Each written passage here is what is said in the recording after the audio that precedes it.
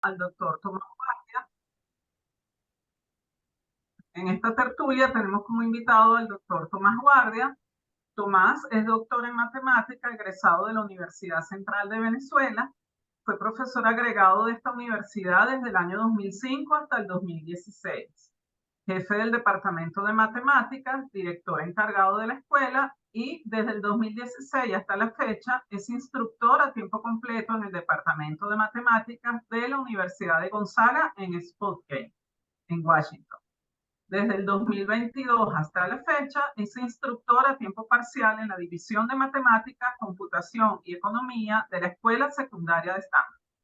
Fundó el Club Venezolano de Ritmomancia en 2012 como un grupo de extensión de la Facultad de Ciencias de la Universidad Central de Venezuela. Actualmente se dedica a la divulgación, promoción e investigación de este juego. Ha publicado varios artículos de divulgación e investigación sobre la ritmomancia y su sueño es ver este apasionante juego rescatado de las cenizas del tiempo y popularizado en el mundo moderno. Bueno, gracias Tomás por aceptar la invitación a esta tertulia y bueno, tienes la palabra.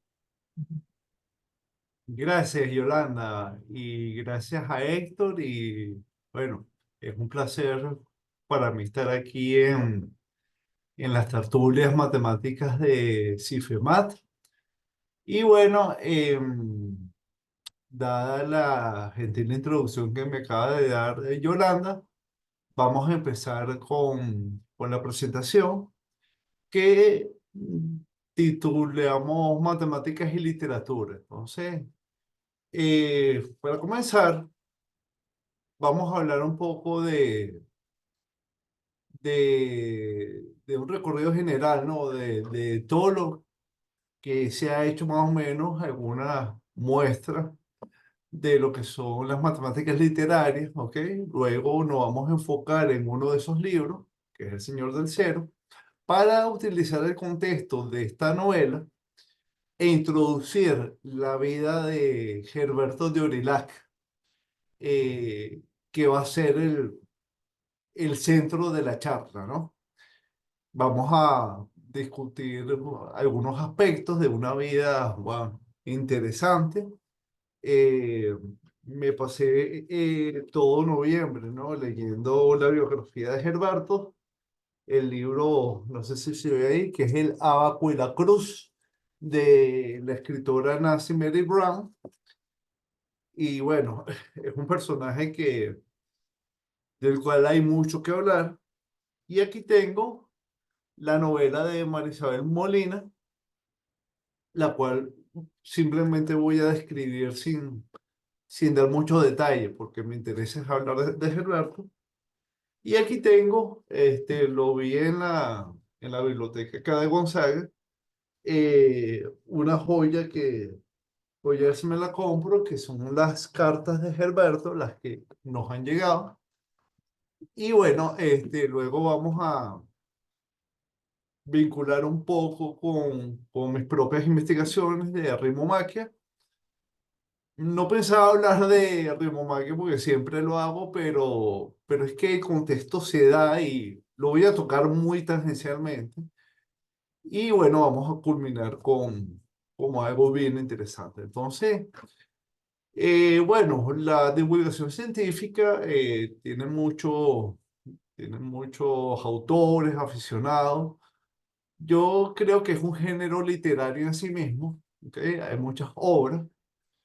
Y dentro de la literatura, de la divulgación científica, tenemos como subgénero a la literatura, ¿no? Y todas las disciplinas tienen textos de divulgación, algunos históricos, algunos simplemente de aficionados, algunos en novela, en todas las disciplinas, y la matemática no es la excepción, ¿no?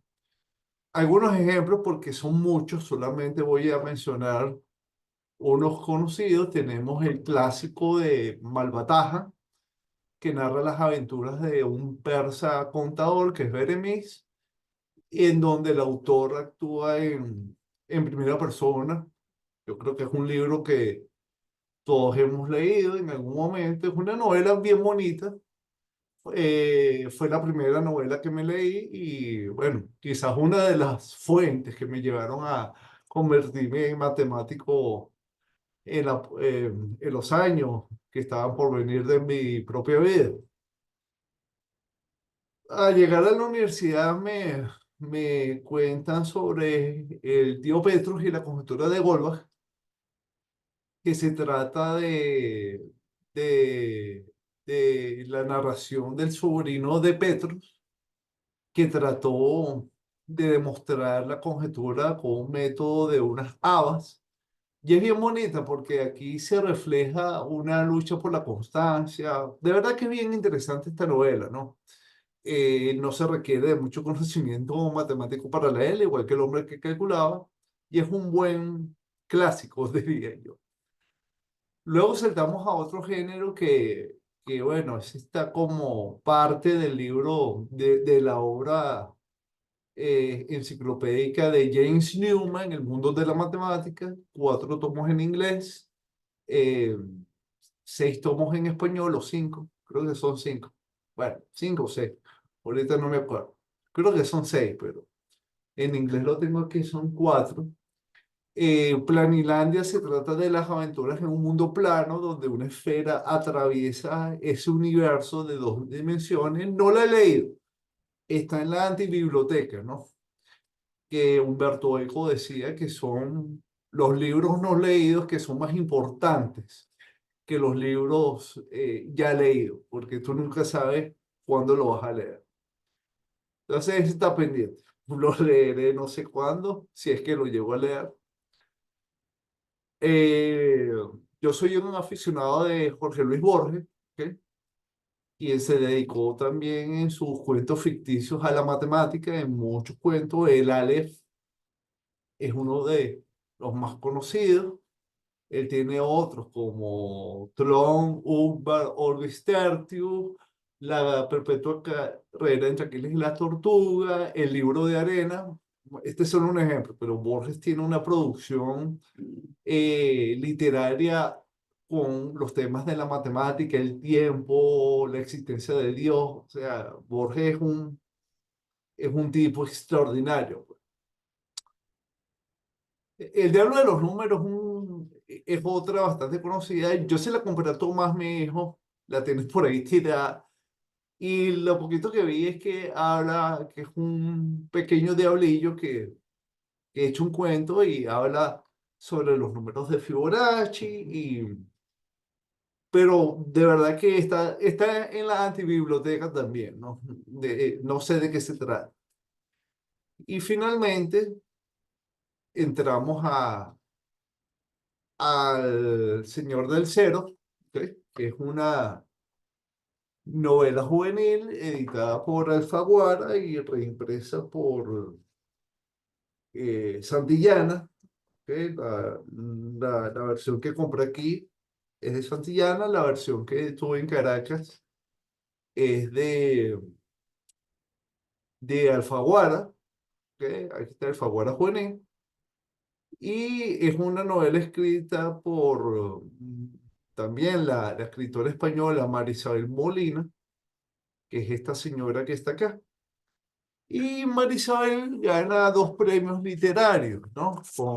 Con El Señor del Cero, tengo aquí la chuleta, gana el premio Lazarillo de Creación Literaria en 1995 y el premio CCEI, no sé qué significa, en 1997. Creo que la novela es del 96, perdón, 94, porque los premios, sí, del 94 y reedición del 96, correcto. Entonces, no pueden tener los premios previos a la publicación de la novela. Entonces, para dejarles la inquietud a los que están presentes en la conversación y los que verán esto más adelante en Facebook, ¿de qué se trata El Señor del Cero? Bueno, es la historia de un joven moza árabe que se llama José, que es un experto en numeración indoarábica. La numeración indoarábica son los números que usamos en la actualidad, que tiene su historia, de eso voy a hablar más adelante. Y José vive en pleno apogeo de la edad dorada del mundo árabe en la Andalucía española, ¿no? Del siglo X.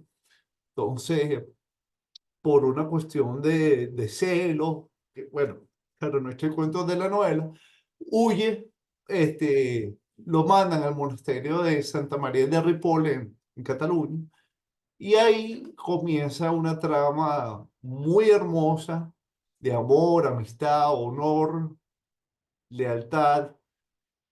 De verdad, muy bien escrita está la novela. Se las dejo como tarea para que la disfruten, ¿no? Y nada más voy a decir que se compone de una introducción excelente al contexto histórico en donde se desarrolla la novela, 11 capítulos, desde la expulsión de José en Córdoba hasta su huida con Emma ya cuando se casa para hacer la vida en tierras cristianas fuera del dominio de del arzobispo de Rávena, que, bueno, el pobre José, la tragedia lo siguió. Entonces, es todo lo que voy a decir. Y aquí es cuando se mezcla la ficción con la realidad, ¿no? Cuando José llega al seminario, al monasterio, perdón, de Santa María de Ripoll, conoce a un monje que tiene más o menos su edad. José tiene aproximadamente 16 años en la novela. Gerberto ya estaba ahí cuando José llega y tiene 18 años, son jóvenes los dos. Y entonces Gerberto aprende de José, ¿ok? Su notación rara de esos símbolos diabólicos, extraños de los musulmanes, que era la notación indoarábiga, ¿no? Aprende también Gerberto de José a hacer cálculos con el abaco latino, aprende el método de multiplicación de diagonal de los árabes, que aparece como apéndice, por cierto, en el hombre que calculaba, y la manipulación de instrumentos astronómicos como el astrolabio y la esfera armillar y el abaco. Bueno, ahí tengo alguna, me perdonan los errores de tipeo. Y bueno, dejando aparte la novela, puedo decir que él conoce a Emma en otro monasterio donde están unas monjas, que es el monasterio de, bueno, ahorita se me olvidó porque me centré más en Herbeto, y bueno, él termina casándose con Emma y terminan huyendo. Entonces hasta aquí dejamos al Señor del Cero y comienza el verdadero protagonista de la presentación de hoy, que es Herberto de Orellana. ¿Quién es Herberto? Bueno, Herberto es todo un personaje. Dice Nancy Mary Brown en el Abaco y la Cruz, ¿ok? Que para hablar de la vida de Gilberto hay que reescribir la historia de la Edad Media. El contexto del siglo X, ¿ok? La transición del primer al segundo milenio le toca a Gilberto cuando asciende al trono de San Pedro. Yo pensaba que existían los conflictos actuales, las pugnas religiosas, pero me entero y me sorprendió que había armonía entre las tres grandes religiones, ¿no? Entre el cristianismo, el islam y el judaísmo. O sea, los cristianos no veían ni a los judíos ni a los musulmanes como, como peones del diablo. O sea, había una colaboración. Y bueno, después, entendiendo el contexto, estamos hablando de que unos años antes, cuando Gilberto era adolescente, Gilberto nace en Orilac y, y de ahí pasa a Reims, y de Reims va a Santa María de Ripoll, ahí conoce a José en la ficción, pero ahí es donde Gilberto aprende la notación de arábiga. Pues claro, que el Fato de Córdoba era la meca de lo que previamente venía de lo que ahorita es Irán y Persia, que era la Edad Dorada. Ahí estaba la Casa de la Sabiduría, donde estaba el Juarismo, donde estaba la secta de los asesinos, o sea, todo ese contexto histórico era lo que teníamos en la Europa del comienzo de la Baja Edad Media. Bueno, no soy historiador, pero he leído bastante sobre esto por los trabajos que Douglas y yo hemos hecho en Rimo Máquina. Pero lo importante es que la iglesia no era anticientífica, sino todo lo contrario. Eh, Brown dice que las matemáticas se ubicaba en una cosmovisión para adorar a Dios y Herberto buscaba ese misticismo científico. Herberto lo buscaba y eso le valió muchas enemistades, obviamente. Herberto fue un erudito, ¿ok? Fue profesor toda su vida hasta que llega al papado en el año 998, 99. Las fechas no las tengo claras, pero es un papado corto, ¿no? Gerberto muere en el 1004, no más de 5 o 6 años, un papado muy corto, pero él fue el líder, ¿ok? Del estudio de las matemáticas, astronomía y lo que llamaría en esa época las ciencias ocultas, ¿ok? De hecho, lo acusaban de necromancia. Bueno, ya vamos a ir revelando los detalles, pero fue un catedrático toda su vida en Reims, en, bueno, se formó pues en Córdoba, perdón, en Santa María de Ripoll, que venía de los musulmanes del califato, y históricamente es el primer cristiano o es el primer personaje que introduce o que trata de introducir más bien de forma fallida la notación indoarábiga junto con el cero, que en nuestra ficción del Señor del Cero es José, el maestro de Herberto, ¿no?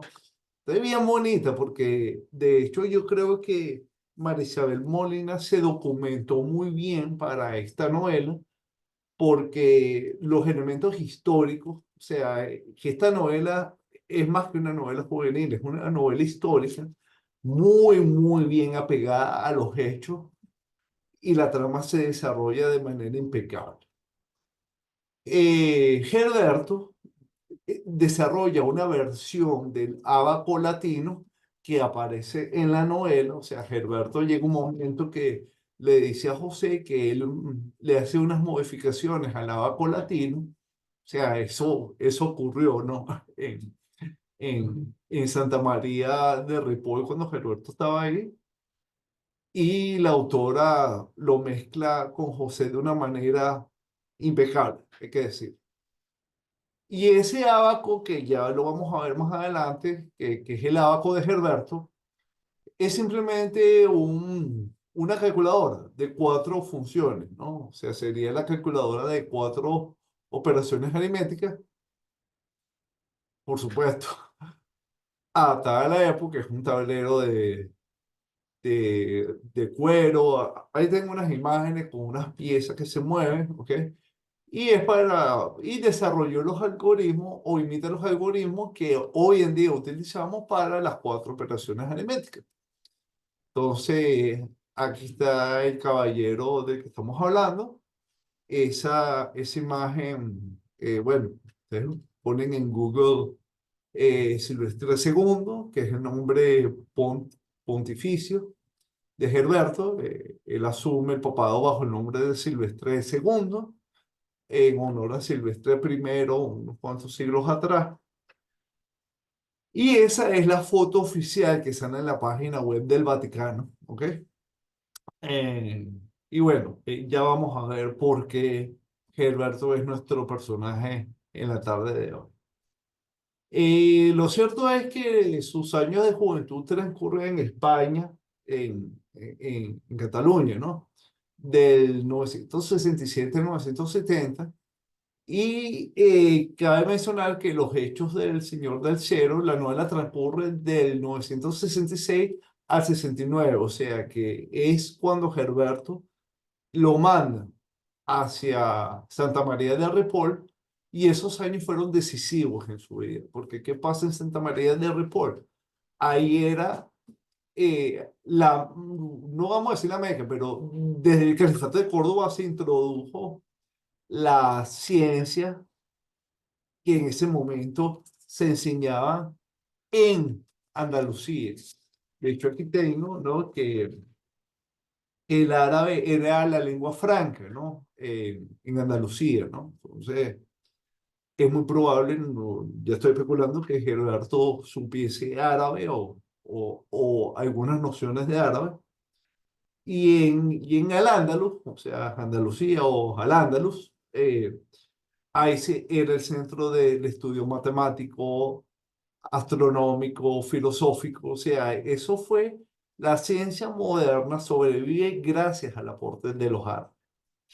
Pero, bueno, el fanatismo impidió la colaboración más allá y después del papado de Gerberto con toda la iglesia en su contra, que es el cierre de Brown en su obra que también es magistral. Yo de verdad recomiendo que si están interesados en la vida de Alberto se la lean porque esto de verdad es un deleite. Yo pasé el último mes con estos dos libros, pero esta obra de Brown es fenomenal.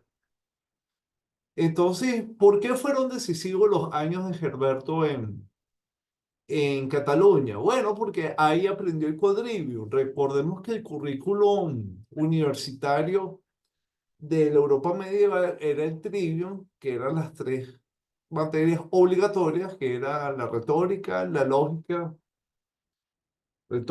lógica y se me olvida el tercero, gramática. Y el quadrivium era un curso electivo, como Douglas dijo, o dice todo el tiempo mientras aprendemos juntos. Las matemáticas siempre fueron electivas, siempre la gente le sacaba el cuerpo, ¿no? El quadrivium constituía las cuatro disciplinas matemáticas que eran la astronomía, la aritmética, la música y la geometría. Entonces, todo eso estaba en Santa María de Ripoll y Gerberto, en sus años de juventud, aprende todas esas cosas que venían de Al-Ándalus. Entonces, esto era lo que acabo de decir, ¿ok? O sea, en Al-Ándalus era la esencia de todo y eso se refleja también aquí, ¿no? Porque cuando José estaba en su escuela en Córdoba, era un califato donde había tolerancia entre los musulmanes, los judíos, los cristianos. Eh, de hecho, Marisabel Molina dice que la biblioteca de Córdoba, y Mary Brown lo confirma, tenía más de 400.000 ejemplares, o sea, una cosa impresionante. La biblioteca en Reims, donde estaba Gerberto, era apenas de 400. Y en la Casa de la Sabiduría, bueno, había mucho más, pues. ¿Ok? Puedo ser un poco impreciso con los números, porque claro, tratando de organizar toda la información, se me puede mezclar inintencionalmente cifras y datos. O sea, puedo ser inexacto, ¿no? Y me disculpo de antemano, pero de verdad que, o sea, es sumamente emocionante todas estas cosas. Pero bueno, en Al-Ándalus, o sea, previamente la edad dorada era Persia y Arabia. Hay una migración hacia el sur de España, en el Califato de Córdoba, y de ahí hay un intercambio cultural que, por supuesto, encuentra resistencia, pero también había colaboración. Y esos conocimientos de medicina, física, inclusive eh, cálculos, no computación, ¿no? Sino operaciones aritméticas con dispositivos como el abaco de Hilberto, se va a transmitir a la Europa gebertiana, ¿ok? Y post-gebertiana en los siguientes 300 años, ¿ok? Entonces, todo este es el contexto. Muy bien. Entonces, ¿qué hizo Herberto? ¿No? Vamos, ¿por qué Herberto es tan importante en la historia de la matemática y es un personaje de verdad poco divulgado? No voy a decir subestimado porque hay autores que sí lo nombran, como Ifra, eh, pero no muchos autores se nombran. Por ejemplo, cuando yo me leí Smith, que es donde conocí a Rimo Marca, hablaban de Isidoro de Sevilla, pero no hablaban de Gerberto. Ifra habla de Gerberto, eh, este hombre, Menninger también, pero no sé por qué. Y ya vamos a ver por qué es importante, ¿no? Según María Isabel Molina, Gerberto proclama o proclamó una bula papal donde insiste la conveniencia del sistema posicional, y hago una pausa para reconectar con la novela. Por eso es que expulsan a José del califato de Córdoba, porque los niños musulmanes efectuaban aritmética con números romanos, cosa que es sumamente complicada. José sabía de... José era cristiano, ¿no? Y lo expulsan porque él saca las cuentas con números indoarábicos, que es un sistema posicional que tiene ventaja respecto al sistema simbólico del romano, y eso es lo que le causa el celo de uno de los hijos de unos poderosos ahí del califato, y ahí lo mandan para Cataluña. Pero es eso, o sea, es facilidad de cálculo. Entonces Herberto aprende eso en Santa María y proclama la bula papal. Lamentablemente no le hicieron caso. Y bueno, Herberto tuvo tantos como detractores como seguidores, eh, posiblemente más detractores, porque de haber tenido más seguidores, seguramente la iglesia como la institución central de la Edad Media hubiese avanzado en esa dirección, y no fue hasta que Leonardo Pisano, mejor conocido como el gran Leonardo Fibonacci, de nuevo con sus incidencias en Bugia, en Algeria, da con la notación indoarábiga, escribe el Liberace, y ahí los números indoarábicos tienen un éxito, pero eso costó la sangre, sudor y lágrimas. De hecho, tengo un artículo publicado en la revista de Rafael Sánchez y Herbert Nieto, que no lo puse en la bibliografía, lo voy a poner, pero se me olvidó haciendo los últimos detalles, que es el impacto cultural de los números indoarábicos. Ahí hago una descripción de cómo el viaje de los números indoarábicos de India, Arabia y de Arabia a Europa encuentra resistencia. Y hago un planteamiento que los números tras- no solamente viajan, sino que evolucionan como especies biológicas, ¿no?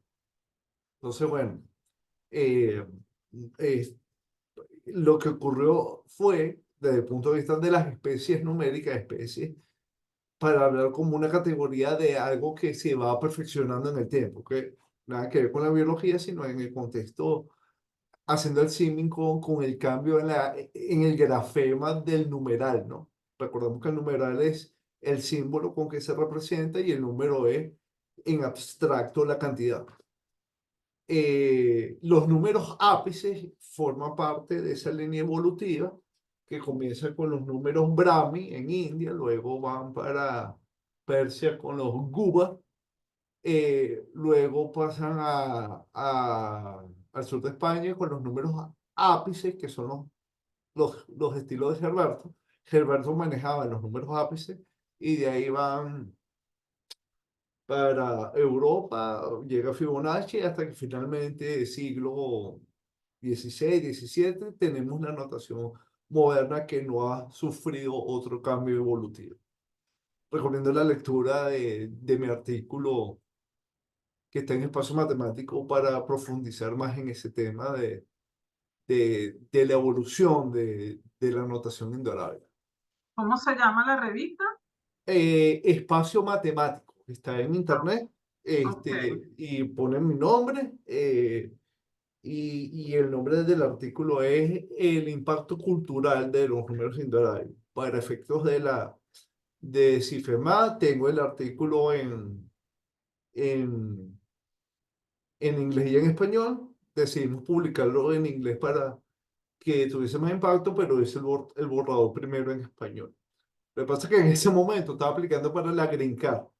Entonces, entonces acordé con los editores hacer la publicación en inglés porque igualito tenía que traducir el artículo para la UCSI. Y eso fue lo que ocurrió. Pero originalmente estaba pensado en español. Bueno, entonces esto fue que Gerberto fracasa, ¿ok? Gracias al fanatismo, pero aquí vamos a nombrar algo también.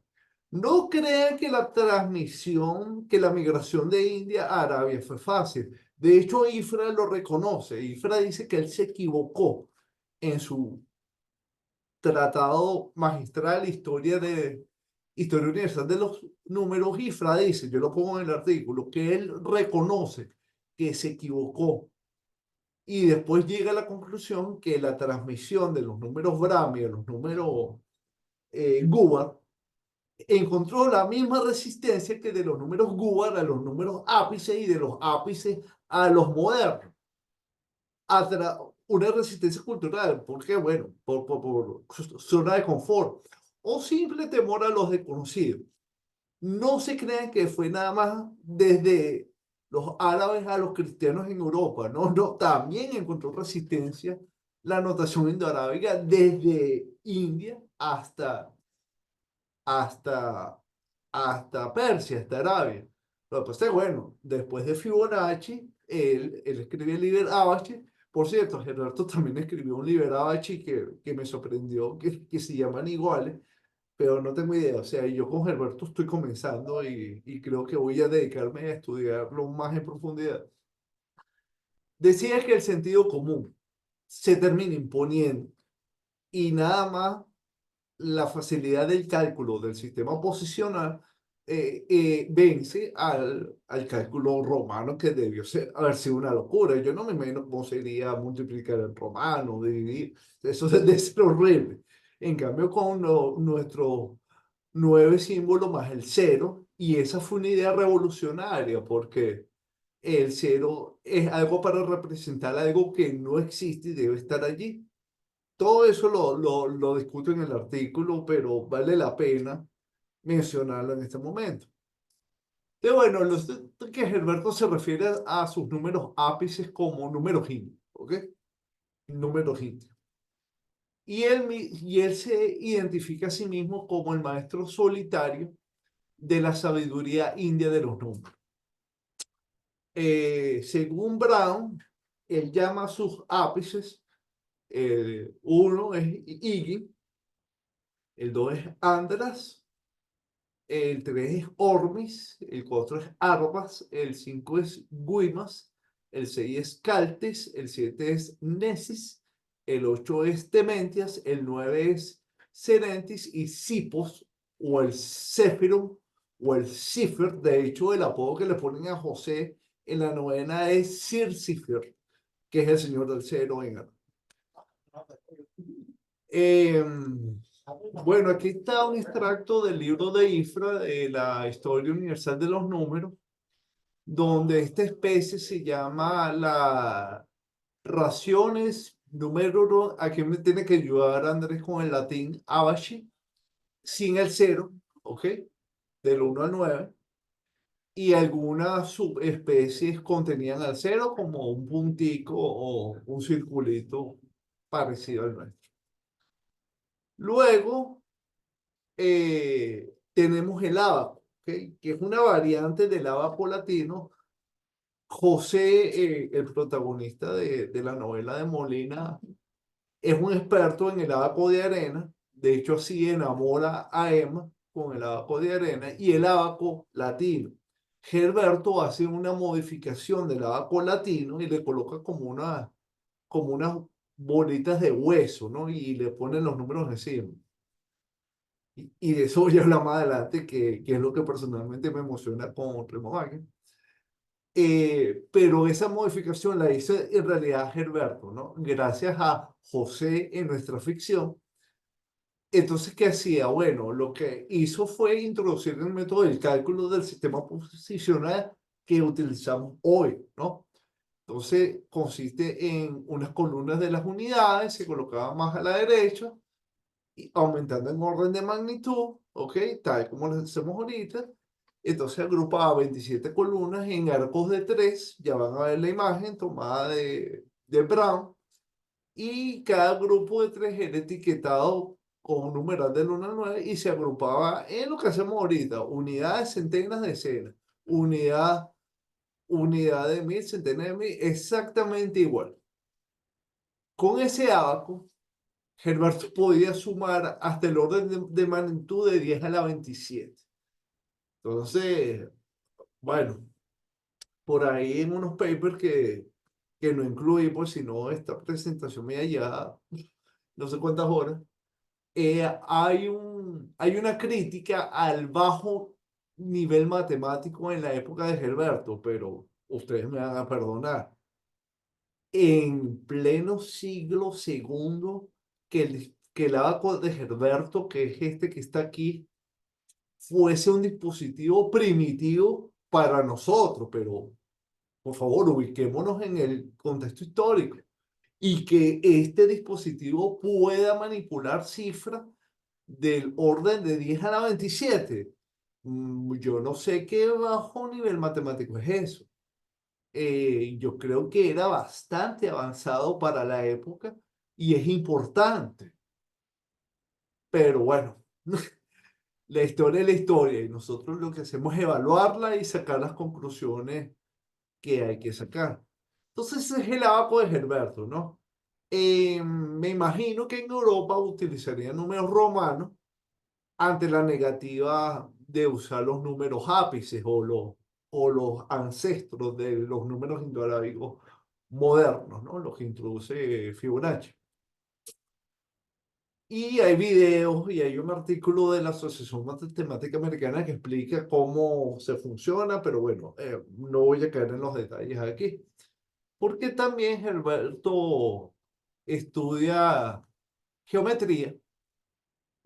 Este libro es de Harriet Pratt Latti, que son las cartas de Gilberto, lo vuelvo a enseñar, y sus privilegios papales como Silvestre II. No todas las cartas de Gilberto nos llegaron, algunas se perdieron, ¿ok? Pero este libro que es un libro viejo, es del 50 y qué, del 57 creo, 56 algo así. 56, 57, a ver, no lo veo. Y es una edición del 60. La última carta, ¿no? de la obra de Latin, hay un problema, ¿ok? Del cálculo del área de un triángulo equilátero de 7 unidades lado, pues, equilátero igual lado, 7 unidades cada lado. Entonces, Herberto propone una corrección experimental. Herberto no hace ningún aporte matemático, solamente él era un estudioso. Entonces, la fórmula de Boesio, esto lo saqué del paper de Sigismondi, que se ha dedicado al estudio de Herberto. Sigismondi es físico. Y en el apéndice, en los agradecimientos, Nancy Mary dice que Sigismondi no pierde la esperanza de que Herberto sea santificado. Entonces Sigismondi dice en su artículo, esto lo saco de él, tampoco lo puse en la bibliografía, pero no importa. Boesio da, me imagino que en instituciones aritméticas perdón, en aritmética supongo, no sé, que el área del triángulo equilátero del lado A, Boesio da la ecuación A medios por A más 1. Pero resulta que la fórmula está errada y Gerberto en su carta número 233, según el orden del latín, corrige el cálculo. Y Gerberto le escribe al obispo de, ay Dios mío, aquí tengo la marca, el obispo de, un segundito, al obispo de, al arzobispo de Ravenna, posiblemente, no sé si es el que sale José, bueno, estoy mezclando las dos cosas a la vez.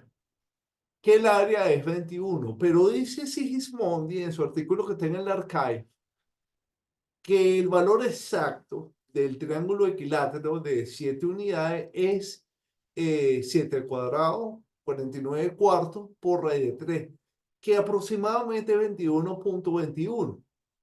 Por lo tanto, el error de cálculo de Herberto es cercano o menor que el 1%. Yo no voy a decir que Herberto sea análisis numérico, obviamente que no, pero vuelvo a insistir, para la época, con el ábaco,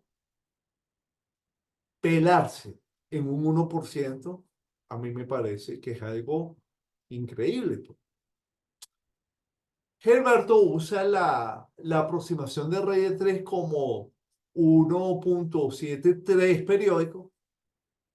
Y aquí viene una crítica, creo que de Miller. Eso lo hice esta mañana cuando ya estaban dando los ajustes finales a la presentación. Del bajo nivel matemático del siglo XX. Bueno, pero aquí hay una aproximación geométrica, ¿no? De hecho, lo que aparece en el libro, que aquí está en la carta, es el diagrama este que está aquí. De hecho, lo tomé, me lo pirateé del IPGEN. Y, o sea, Herberto hace este diagrama, por supuesto, no tan, o sea, este es un diagrama editado, pero Herberto hace un diagrama similar, pues, que lo pone Sigismondi en su artículo. Y aparece en las cartas de Herberto y sus privilegios papales como Silvestre II por Prat Lati. Pero él también era astrónomo y astrólogo, ¿no? Le metía la brujería el amigo Herberto. No, estoy echando broma. Este, la escuela de Reims fue famosa por la astronomía y matemática. Y Herberto, y gracias a José en El Señor del Cero, aprende de José, okay, pero aprende de Santa María de Ripoll a confeccionar instrumentos astronómicos, también de forma experimental, para medir, modelar el brillo de las estrellas en la bóveda celestial. Okay. Aquí hay algo importante que Brown dice que el modelo geocéntrico se debatió. Douglas me hizo la aclaratoria cuando Van fue a Caracas y yo decía en la charla de Galileo que me tocó que no, que el mundo plano, y Douglas aclaró, no, no, también había modelos geocéntricos en los griegos, ¿no? De hecho, tomé notas en la casa, pero bueno, continúo. Había una bóveda celestial, ¿no? En el modelo geocéntrico y heliocéntrico, ¿no? Pero Gilberto también enseñaba la redondez de la Tierra. Está en la Biblia y en ese momento no había nada de interraplanista, ¿ok? O sea, pero bueno, este, esa idea que ahora absurda, que está de moda de que la Tierra es plana, lamentablemente no ha desaparecido y hay gente que lo tiene como una religión, pues hay videos eh, en YouTube de tipos que están convencidos de que la Tierra es plana y el Apolo 11 es una teoría de la conspiración, pero bueno, ¿qué le vamos a hacer? Y bueno, eso continúa como una guerra entre ciencia y religión que todavía la estamos viviendo. Aquí lo saqué del libro de Nancy Mary, Herberto. Esta foto me parecía preciosa. Este, que Herberto está sosteniendo una esfera armillar o una esfera celestial. Ahorita me disculpan la imprecisión, pero armar esta presentación con muchos datos y en poco tiempo eh, te lleva a la inexactitud. Pero esta foto es hermosa, o sea, yo la vi y me encantó. Y también hizo el astrolabio o confeccionó el astrolabio nuevamente gracias a José. O sea, a José es el que le enseña todo a Gerberto en Ripoll. Em, ¿Cuál es la ventaja del astrolabio? Que el astrolabio es chiquitico. Etimológicamente significa, bueno, en inglés dice Nasimeri, Star Holder o Star, Star Taker. Yo lo traduje como tomador de estrellas, pero es simplemente un mapa que es un relojito, ¿no? De hecho, en Amazon venden algunos astrolabios bellísimos. La pasa es que son caros, ¿no? Cuestan $80 y es una platica, pues. Pero a mí me encantaría tener uno para mis clases de historia de la matemática y eso. Pero es más fácil que transportar. Es como un reloj de esos de bolsillo de los caballeros ingleses de la época victoriana. Así son los astrolabios. Todavía hay un debate en el papel de Gilberto en torno a la elaboración. O sea, no está claro si es que él lo aprendió o lo modificó. Hay cosas que no están claras todavía. Tampoco está clara cómo llega el astrolabio de Andalucía hasta Cataluña, ¿ok? Pero al parecer, lo que aclara Brown es que Gilberto aprendió acerca de ese instrumento, adivinen en dónde, en Santa María de Ripoll. Y yo le pongo la intriga, seguramente de José, ¿no? Oye, qué bonita, ¿no? Qué bonita la novela, de verdad, o sea, es una cosa preciosa. Y se lo presenta a sus estudiantes del porque recordemos que Gilberto está en Cataluña con José aprendiendo esto, siendo un chamo de 18 años. Y luego se va y es papa, brujo, lo que sea, poseído por el diablo, qué sé yo. Y en Herberto hay al menos, así la describe, pero irme al detalle me iba a tomar más tiempo, que de hecho ya estoy llegando a la hora. Están asociadas con Herberto de una u otra manera. ¿Sí? Aquí hay un astrolabio que lo tomé de Google y los que venden en Amazon, yo quisiera comprarme cuando tenga el dinero y la disposición también, uno que tengan que tengan números árabes, porque me parece que es como más auténtico, ¿no? Recuerden que el árabe nos llegó Euclides gracias a que los árabes tradujeron esa broma. Si no, no nos hubiese llegado. Y el astrolabio no es la excepción. Entonces, bueno, en cuanto a las obras, ya esto lo dije, pero insisto en que Gerberto, matemáticamente hablando, esto está en el Macturo, ¿no? No hizo ningún descubrimiento, ¿ok? Ningún aporte, salvo la anticipación a la conveniencia de los números indoarábigos, especie Apex, para el cálculo aritmético. Y él escribió varios libros de texto. O sea, era un maestro del tipo. Era el propio maestro, apasionado para sus estudiantes. En el Macturo encontramos los libros después, porque de verdad yo voy a dedicarme a estudiar más a Gilberto, ¿no? Escribió estos libros, un libro seguramente para el algoritmo de la división, un libro de geometría, o por supuesto el manual del usuario del ABAC, o sea, toda calculadora viene con un manual del usuario. Bueno, Gerardo escribió el manual del usuario, obviamente. Regula, ayúdame, Andrés, yo no te en latín, auxilio. Y el Liber Abaci, que me sorprende que sea exactamente el libro, eh, la obra maestra de Fibonacci, con el mismo nombre. Se me ocurre en este momento ya, se habrá Igual inspirado Fibonacci. lo dijiste bien. No, pero me Regula del refería al número. otro, al regula del número ¿cómo se dice esa broma, Andrés? No, no sé. De numerum abaci rationalis. Bueno, a mi querido hermano Andrés, gracias, gracias por tu ayuda. Pero se me ocurre en este momento, ¿será que Leonardo Pisano Fibonacci se inspiró en el Liberace de Gerberto para su obra? Oye, no lo sé. Estoy lanzando ideas al aire. Pero hay que ser justo con Gerberto. Y estoy muy contento que lo hice en el artículo de Espacio Matemático de el impacto cultural de los números indoarábicos. O sea, está bien. Será bajo nivel matemático, será brujo, será santo si lo canonizan, serán lo que tú quieras.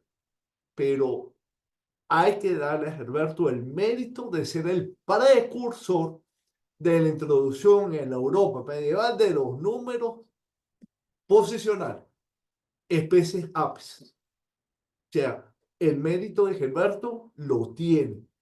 Y en esta charla reivindico el aporte de Gilberto. Escribió los manuales, emitió la bula papal, pero bueno, para eso te internet. Y lo hizo Douglas, Fibonacci, ¿de qué siglo es? 1400, por ahí. O sea, 1200. O 200 sea, años. siglo XIII, pues, siglo XIII, Do- 200 años después de la muerte de Herberto. Gracias, Herberto murió en el 1003. en el 1003. Sí. Bueno, 300 años, pues, gracias, Douglas. Douglas es el experto en los datos. Yo, yo he aprendido mucho de Douglas, de verdad. Douglas es un gran maestro, pero un gran amigo. Y bueno, esto era lo que no quería hacer, pero al final lo incluí gracias a conversaciones previas con Douglas y George Luis, que me dijo, no, no, habla de tu trabajo, si sea de forma tangencial. Bueno, vamos a hablar. Eh, lo que Douglas y yo vamos a escribir ahorita en Navidad para intentarlo mandar a una revista de la Asociación Matemática Americana que se dedica a la historia matemática es proponer, o sea, lanzar de manera razonable que el ábaco de Gerberto con sus piezas de hueso con números ápices sirvió de inspiración para los diseñadores de Renovac. De hecho, bueno, ahí no sé si ven el tablero, no voy a mover la cámara, pero las piezas tienen números en ellas. Entonces, lo que hizo Alberto era que con huesos, con sus números ápices encima, usaba esos huesos para los cálculos, ah, para darme que llevo una hora en una posición y me pegué en el coxis. Entonces, Qué interesante. o sea, claro, es lo que queremos proponernos, que Rimo Maquia, que bueno, para la grabación y para Yolanda, Andrés y Héctor, que están aquí, es esto que está aquí, ¿no? Es un ajedrez numérico. Douglas no le gusta que se compare con el ajedrez, que él dirá por qué en la tertulia. Pero para no extenderme ahora de remomaquia, hay un enfrentamiento numérico entre los triángulos, los círculos, hay una pirámide ahí, ahorita no es el objeto de la charla, y hay que hacer operaciones aritméticas para calcular, y hay como 10 formas distintas de calcular las piezas. Ya, te la debo, Yolanda, para el crucero matemático. Ah, chévere, Ahorita, gracias. ahorita no vamos a hablar de eso. Ahora, ¿cuál es el aporte que, que Douglas y yo hicimos y lo digo con orgullo, ¿no? Resulta que los números del tablero, ya el paper no los aceptaron en el Recreational Mathematics Magazine, son los primeros términos de unas sucesiones que Douglas bautizó él como un número fibo-cuadrático. Entonces, si tú te imaginas que puedes extender el tablero al infinito, el patrón que generan esos números fibo-cuadráticos que llamó Douglas, son multiplicaciones de números de Fibonacci. Entonces, y ahí hay problemas de combinatoria, problemas de matemática discreta, problemas de conteo. Kevin es un estudiante que acaba de defender la tesis hace poco, escribió una tesis así. Bueno, le encontró matrices, problemas con el triángulo de Sierpinski, problemas de Wow. dominó o sea, que esto, o sea, y yo siempre lo digo, o sea, y lo decimos en el paper, ¿no? Cuando que una muchacha nos ayudó a escribir que después de tanto rechazo, sin saberlo, los diseñadores del juego, por supuesto, no sabían nada de relaciones de recurrencia ni combinatoria, pero se anticiparon. Nada más con el estudio de la teoría de números griegos, eso tiene que ver con categorías numéricas que hacen Nicómaco, pero no me voy a extender.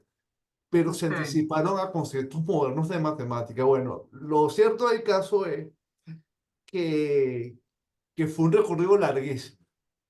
Debo decirlo, las cosas por su nombre, que encontré rechazo en la central, lamentablemente, pero Douglas siempre me dijo, mira, esto es interesante. La primera partida, Douglas y yo duramos hasta las 3 de la mañana por Skype, no nos comimos ni una pieza, y esa noche Douglas aprendió todo lo que no había aprendido leyéndose el libro de Anne. Pero con orgullo, por fin nos aceptaron el artículo. Debe estar por salir, nos lo aceptaron el invierno pasado, y lo que pasa es que está en cola, o sea, por el COVID, ya. y nos dijo el editor, se pueden esperar, pero impecable. Pero bueno, así son, y debe ser así, rigurosa la revisión por pares, debe ser así, Claro. pero lo logramos. Y ahora, bueno, ahora Morgan Alex, pues, está la muchacha, el estudiante. Ahora estamos estudiando números per cuadrático, y bueno, y Kevin se fue hasta las estrellas.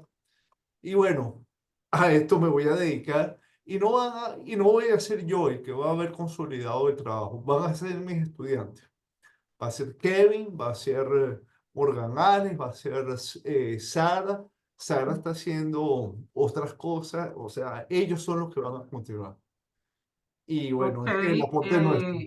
sí, bueno, vamos cerrando Ya porque estamos ya el listos, tiempo, ya sí, ya estamos son las listos, 6. ya estamos listos, pero en 5 minutos cierro. Y gracias por avisarme. Bueno, este artículo lo publicamos Rie y yo, lo escribió Douglas en español, y bueno, omitimos de manera, eh,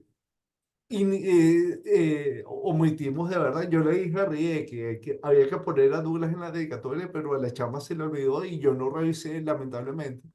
Pero digo en público que ese paper lo escribió Douglas en español primero. Obviamente, Rie escribió su propio paper, ¿ok? No es una traducción del paper de Douglas, pero yo sí aprendí de lo que Douglas trabajó, y las cosas por su nombre. Pero bueno, queríamos dedicárselo a Douglas, pero públicamente te lo dedico en este momento por tu gran trabajo. Está en espacio matemático en inglés. Obviamente, Rie no habla español. Y este es el diagrama que yo le elaboré a Rie, y bueno, eso te lo debo en el crucero. Entonces, bueno, ahora, ¿qué tiene que ver Herbert con Remo Magna? ¿Qué es lo que vamos a escribir? Bueno, que creemos que tenemos evidencia, eso sale en Boards, y voy a ver si meto un proyecto para traducir el libro de Board, que es un libraco, así como este, está más gordo, de pura, de puro, de pura documentación de Remo Magna, pero resulta que Silo de Würzburg, él escribió una carta en 1066 donde él se atribuye la autoría de Remo Macchio. La propuesta es que nos parece razonable que el diseño del ábaco de Herberto inspiró a Silo y a Bossier, a Fulk, a Lever, a Sherwood, a Lefebvre de Tapley y todos esos teóricos de ritmo market que aparecen en el libro de Anne Moyer. También una gran colaboradora en ritmo market a nivel histórico.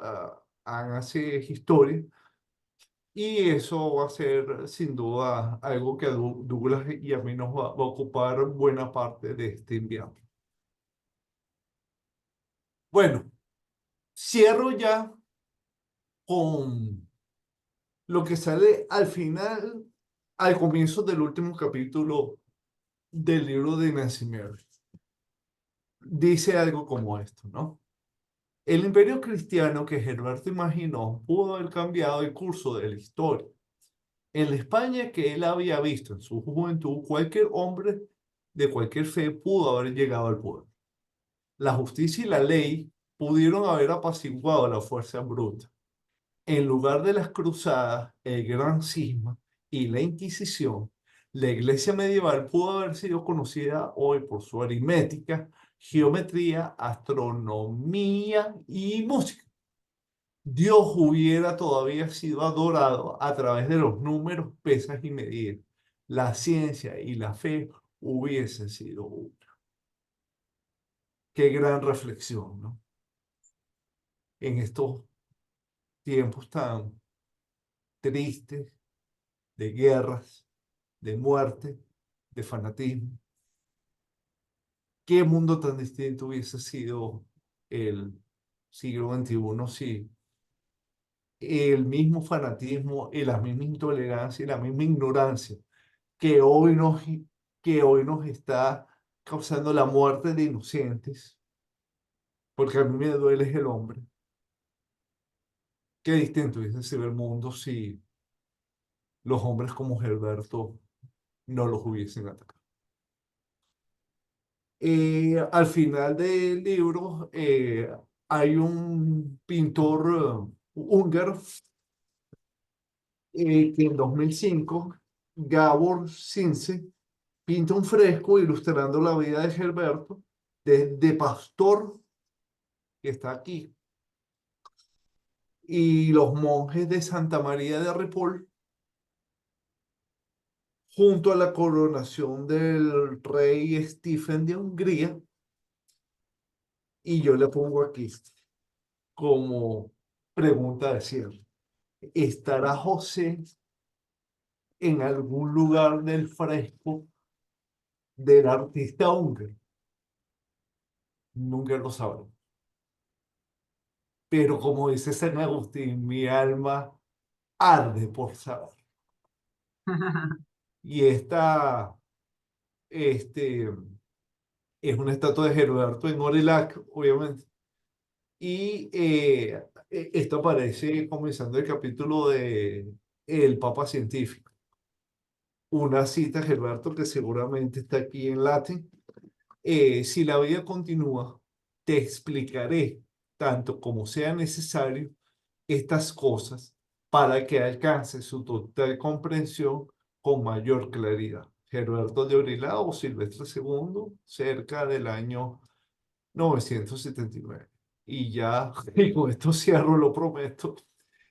En nuestras aventuras con Raymond Márquez, Douglas y yo me topé con esta imagen en algún un momento estando en Caracas. Entonces yo se la mando a Douglas. Douglas y yo, si nos metemos en el Gmail, vamos a tener libros pirateados para allí y para acá y puras imágenes de Gerberto y Raymond Márquez.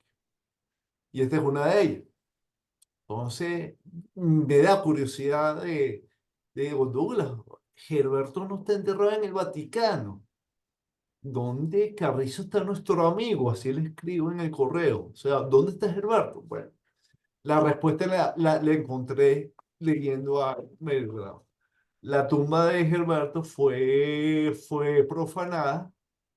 Él pidió ser enterrado en Jerusalén y la iglesia la remodelaron y profanaron la tumba y se perdió el cuerpo de Gerberto. Eso explica por qué no está en el Vaticano. Bueno, aquí están las referencias. Gracias por su atención y espero que haya sido de su agrado la charla. Muchas gracias. Gracias, Tomás, qué interesante. Yo la verdad que conocía casi nada de esta historia. Mm.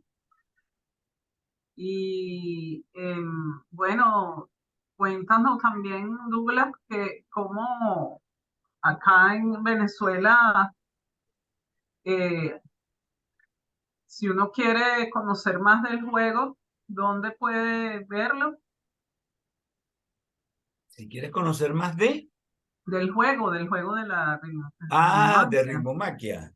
Ajá, Bueno, tenemos varias cosas, inclusive tenemos un blog que lo iniciamos y no lo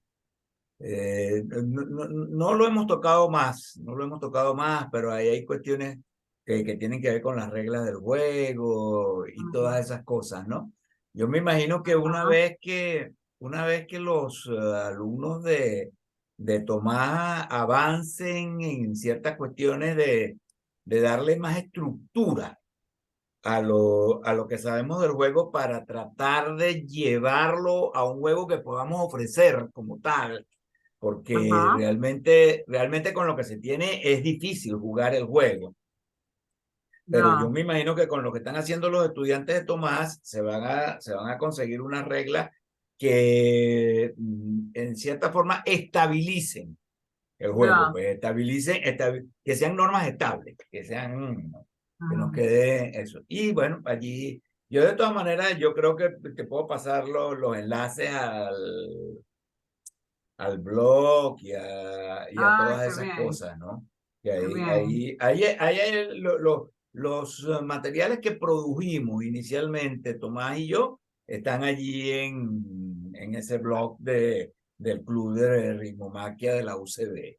Sí. ay, qué bien, qué Sí, bien. bueno, primero quiero decir que estoy muy contento con la charla de Tomás, muy buena charla, muy completa. Solamente quisiera acotar un par de cositas. Yo creo Ujú, que José, en la novela de Molina, son son mm, varias personas, porque realmente si uno se pone a leer Nancy Mary Brown, que es trabaja menos con la fantasía y más con la documentación. No es que El Señor del Cero no esté documentado, todo lo contrario. Es un libro que está muy bien documentado, pero es un libro de ficción, pues. Es novela histórica. En cambio, claro, Nancy Mary Brown es ensayo histórico. Y entonces, si uno lee allí, se da cuenta que, por ejemplo, hay un personaje que se llama Raymond, que fue un abad, que fue sumamente importante para, mm, para Herbert, ¿verdad? Y hay otro, hay otro que se llama bueno, ahorita no recuerdo todos los nombres, pero yo creo que José viene siendo como una especie de mezcla de personajes, eh, por todas las influencias que tuvieron sobre Herbert, que fue Silvestre II solamente del 999 al 1003, que fue un año muy particular porque la gente estaba esperando el fin del mundo y todas esas cosas claro, claro, sí, para el cambio de como milenio y todas esas aquí, cuestiones. sí, ¿cómo Y fue que se entonces, llamó aquí eso del cambio de milenio sí, cuando sí, pasamos al 2000? el Y2K, el Ajá, Y2K, también estábamos esperando cataclismos y cuestiones de esas, pues eso no se acaba. O sea, hace 1000 años tenían eso y de paso entonces asume el papado un tipo que en vez de utilizar lo que está establecido, propone otra cosa distinta. A Herberto le pasó lo que muchas veces ha pasado, pues, o sea, tener razón demasiado pronto es equivalente a estar equivocado y no pudo imponer la numeración arábiga, ni siquiera 200 años más tarde, Leonardo de Pisa lo pudo hacer, porque aunque el intento de Leonardo fue como más firme, los conflictos entre los calculistas y los abasistas era muy fuerte, y todavía España España no, perdón, Europa en general se apega a la numeración romana prácticamente hasta el Renacimiento. Y si a ver vamos, quienes imponen la numeración arábiga son los comerciantes. Es la gente que mueve los reales, pues como suele suceder.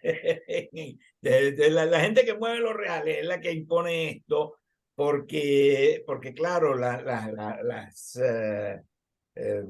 necesidades del comercio luego del descubrimiento de América crecen a una manera exponencial, y bueno, la gente que hace el comercio logra imponer los números arábigos que evidentemente por su carácter posicional facilitaban los cálculos mucho más. Entonces luego de eso vinieron los logaritmos, y después que vienen los logaritmos, entonces aparece el álgebra, y bueno, y llegamos a lo que tenemos hoy. Entonces, bueno, sí, repito, felicitaciones a Tomás, muy buena charla, muy bonita, muy Gracias. bien expuesta, tal como corresponde siempre con Tomás, que es un gran expositor. Y bueno, no sé, continúa tú, Yolanda. Sí, bueno, si alguien más quiere participar, quiere comentar algo al respecto del tema, y Yo yo quería hacer un coincido con Douglas. comentario de Douglas, Ajá, pero sí, quiero abrir la tertulia, ¿no? Llevo una hora sí, hablando, pero hay una sí, cosita que Douglas dijo que hay que precisarla, pero quisiera sí, escuchar a los invitados. claro. Yo coincido con Douglas, pues excelente la exposición, lo que implica pues la investigación de los temas históricos, ¿verdad? Que mis respetos, esos son temas que yo, como tengo acá cerca a Walter, que es muy buen historiador también, veo cómo pues triangular la información, ¿no? Que es una técnica de investigación en educación también, para hacer investigaciones en historia. Veo que hay que buscar varias fuentes, pues, porque una fuente puede estar equivocada. Entonces, ¿cómo se sabe eh, cómo se hace para verificar en la información? Hay que buscar otras fuentes del Claro, mismo tema, ¿no? claro, Ujú. claro. Walter no está con nosotros, ¿o sí? Ah, Ahorita en este no, momento. No, no, ok. ahorita no. Pero Ok. digo que Sí, bueno, sí. que siempre comparto con él, pues, actividades. Sí, sí, claro, claro. Ujú. Pero era para saludar. No, yo lo que pasa es que tenía la pantalla compartida y yo creí que los asistentes nada más eran Yolanda, Rubén, Douglas y Andrés, pero cuando detengo veo que hay más ahorita. Bueno, se han ido como dos. Sí, O sea, me agrada que la charla estuviese más. Lo que yo quería comentar a lo que dijo Douglas es que si ciertamente al comienzo del Abaco y la Cruz dice exactamente, el mundo estaba en ascuas porque ya se iba a acabar con la llegada del primer milenio, exactamente, ¿no?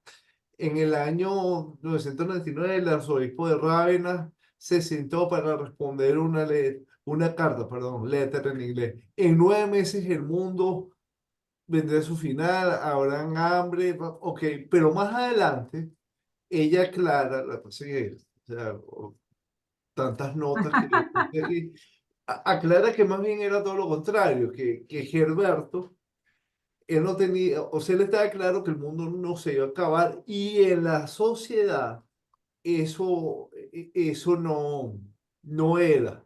Tal vez en algunos sectores sí, pero en términos generales no había tal temor al fin del mundo. El último capítulo de La Aqua y la Cruz se llama El fin del mundo, pero describe el mundo de la vida de Gerberto.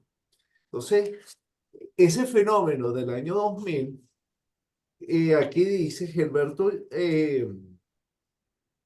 se hicieron unas especies de jornadas en el 99, 1999, previo al fenómeno Y2K, Entonces Ujú. aquí dice que Herberto fue el protagonista del fenómeno De Y1K. 1K. Y Está de bien. hecho, sí, sí, lo dice aquí. Y entonces dice que se hizo un meeting que fue, bueno, estoy aquí pues para leer las cosas que me pareció interesantes, ¿no? Aquí dice, el conferencista plenario del tercer encuentro anual Microcast de Ciencia de la Computación que se celebró en Hungría en 1999, llamó a Gilberto la persona Y1K más representativa del grupo que se reunieron aquí hoy. Y lo llamaron y el Bill Gates del final del primer milenio. O sea que yo me acuerdo, hasta se vendieron como antivirus para que tu computadora no fallara. Sí, ¿Y qué sí, pasó? sí, Pues exactamente lo mismo que le pasó a Gilberto. Gilberto está tranquilo, pero había una ola de gente desquiciada que ya se iban a abrir los cielos y las trompetas y todo eso. O sea, respeto las creencias de cada quien, pero esa sí. expectativa que vivimos en el año 2000 y no pasó absolutamente nada. De hecho, yo recuerdo que compré la prensa del 2 de enero del 2000 y en el Universal dice que nada más falló la planta eléctrica de Santa Lucía y mi mamá me dijo, eso es mentira, porque si alguien estaba escéptica era mamá. Chico, tú estás nervioso, no pasa nada, muchacho, el cipote. Y yo, no, mamá, pero oye, no sabemos y tal, porque bueno, uno es escéptico, pero tú dices, mano, mi computadora, bueno, entonces, de hecho, eso era lo que le quería comentar a Dula. Yo quiero estudiar más Herberto. De hecho, ahorita me van a regalar de Navidad la compañía del cable, el Conca. Me mandan una tarjeta de débito prepagada de $100. Entonces voy a aprovechar porque este no es tan caro. Este cuesta, creo que $30 en tapa blanda. Este es de la biblioteca aquí.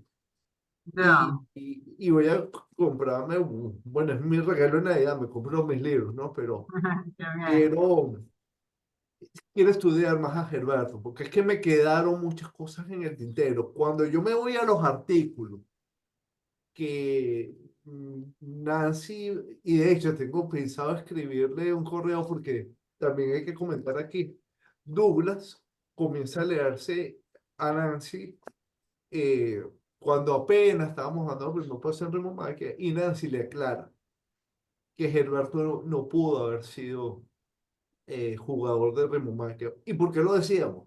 Porque Smith en su paper decía, no sé de dónde lo salió, que Gerberto era jugador de Remo Márquez y yo me estaba leyendo El Señor del Cero, le regalo a Douglas una copia y Douglas me dice, pero tú no te leíste el final del paper de Smith que dice que Gerberto jugaba. Y hasta esta presentación yo tenía eso como un hecho. Pero entonces resulta que es más fascinante. Queda claro, o sea, Gerberto muere en el 1013, así lo escribe la carta en el 1066, es imposible que Gerberto haya sido jugador. Ahora, los trabajos de Gerberto, porque lo escribe Anne en su libro, sirven como marco teórico para el desarrollo posterior del ritmo mágico. Y cuando yo veo en YouTube, de hecho, hay un video en YouTube que después te lo paso, Yolanda, para que lo Ok, sí. que Nancy Mary hace una diagramación del lado de Gerberto y veo las piezas con los números ápices, lo que hago es escribirle a Douglas, Douglas, mira, esto es, esto es la versión previa del tablero. O sea, y es totalmente razonable. Entonces, sí, Gerberto no jugó, no conocía a Ritmo Máquina ni de cajón, pero el abaco de Gerberto probablemente lo inspiró y ya Bors, Ann y muchas fuentes lo confirman. Así lo basa su diseño de las primeras reglas, porque claro, después eso siguen con otros teóricos, inclusive Leibniz, dice Meven, ahí yo tengo mi binder de todo lo que hemos hecho. Yo me he dedicado a Qué dar bien. con Douglas en los últimos... ¿Cuándo fue que fundamos el club, Douglas? Como en el 2012, por ahí. Tenemos Sí. 10 años en esto. Qué Entonces, bien, muy interesante. y nos dedicamos a esto. Mm. Pero sin duda, Bors dice y lo dice Anne, que se inspiraron en los trabajos de Remo Macchia. Decía que los artículos que me bajé, Navari habla de algunas cosas, porque como dije al principio de la charla, Gilberto trata de estudiar el misticismo, la divinidad, de acercarse a Dios a través de la geometría, la aritmética y la astronomía. De hecho hay una palabra que la aprendí, que es matesis. Entonces, Gilberto no hablaba de matemáticas, sino de matesis. Yo, ¿qué broma es esta? De matesis es astrología. Entonces yo aquí le pongo entre paréntesis, brujo. O sea, ¿será que por la matesis acusaron a Gilberto de pactos con el diablo y toda esa broma? Bueno, no sé, o sea, esta charla me generó más preguntas que respuestas. Bueno, Y son cosas esa Yo, es la idea. yo, son, yo quiero comentar que mientras oía la charla, entró por la ventana de mi habitación un pajarito, ¿no? Y está aquí porque no consigue otra vez la salida, ¿no? Si yo fuera político venezolano, diría que ese es Herberto, ¿no? Bueno, vino el espíritu de Gilberto a tu habitación. Bueno, sí. el Bueno, padre. creo que eso podría ser tema de otra charla, ¿verdad? El tema Sí, de claro. Claro, claro. Ay, Dios Eh, mío. Bueno. Gilberto se convirtió en un pajarito y cantaba de paso. No, mire, Bueno, muchas gracias, Tomás, de verdad no, que muy bueno, interesante y creo que sería interesante, bueno, hacer otra charla sobre el tema del juego, pues de la ritmomagia, además. sí, habíamos Bueno, quedado fue para... algo que se dijo en repetidas tertulias este año, que bueno, esta es la última del año, ¿verdad? Que sería interesante organizar como decir, una temporada de tertulias que tenga que ver con juegos de estrategia, pues porque Claro, definitivamente es algo que está relacionado pues con las matemáticas, que nos puede ayudar a atraer también jóvenes eh, al estudio de las matemáticas y a través de esos juegos, ¿no? Que bueno, en definitiva lo que queremos es que haya más personas apasionadas por las matemáticas como nosotros. claro, Ya que estoy leyendo por en el supuesto. chat que Beatriz, una gran amiga que a quien quiero muchísimo y nos conocimos en nuestros años de lucha gremial en el 2013. Beatriz vive en Kaufbeuren, corrígeme la pronunciación alemana, Beatriz. Entonces está investigando y, Qué bien. y Hans Magnus, el del Diablo de los Números, nació en Ujú. Kaufbeuren, donde vive Beatriz. O sea que Ah, qué imagínense bien. todas estas coincidencias. Pero Yo, es que es bueno, un ya. poeta alemán. Él es un poeta alemán. Hassan Enzensberger es Ah, un poeta alemán. Sí, eso lo escribió Hans hace rato Douglas es en el chat poeta. también. Sí. Bueno, mire, yo sé que ya vamos a cerrar, pero me quiero despedir dándote las gracias, Yolanda, por haberme aceptado esto. No tenía la menor idea que iba a quedar tan bueno. O sea, cuando yo lo propuse, yo dije, bueno, ¿y de qué voy a hablar si de Gerberto no casi nada? Este, bueno, resulta que, bueno, están las cartas, las bromas y tal. Bueno, Eh, con respecto a ARM, que es el acrónimo que Douglas inventó para Remo Macchia, hay que decir algo más. Yo he flexibilizado, ¿no? Mi postura inicial de no quitarle ninguna de las capturas al juego, porque eso le haría perder su riqueza matemática. Pero tuve que reconocer, así como Infra reconoció que se peló con que los números encontraron resistencia, debo reconocer que si nos empeñamos en mantener la rigidez de las reglas, el juego se complica mucho. Para nosotros no es complicado porque somos amantes de los números, pero tú le lanzas esto a cualquier persona, es más dura. ¿Tú no te acuerdas la entrevista con Valentina Quintero y Alfonso Moleuro, que Valentina estaba horrorizada con el tablero porque era algo dificilísimo? Difícil, o sea, cuando tú tienes un juego donde ya para las capturas tienes 7 formas distintas de hacerlo y en la práctica es una, ya eso lo hace complicado. Sí. Entonces, Sí, claro, yo todas esas creo cosas son que muy interesantes, pero ahora entiendo que Yolanda necesita cerrar la actividad no, o algo. seguro, Y seguro. bueno, sí, Y mejor me dejas así porque si no, no. tenemos pendiente, evidentemente, una conversación sobre ritmomaquia. Y bueno, lógicamente que si esa oportunidad se da, podríamos inclusive hasta trabajar conjuntamente con esa actividad, pienso yo. Seguro.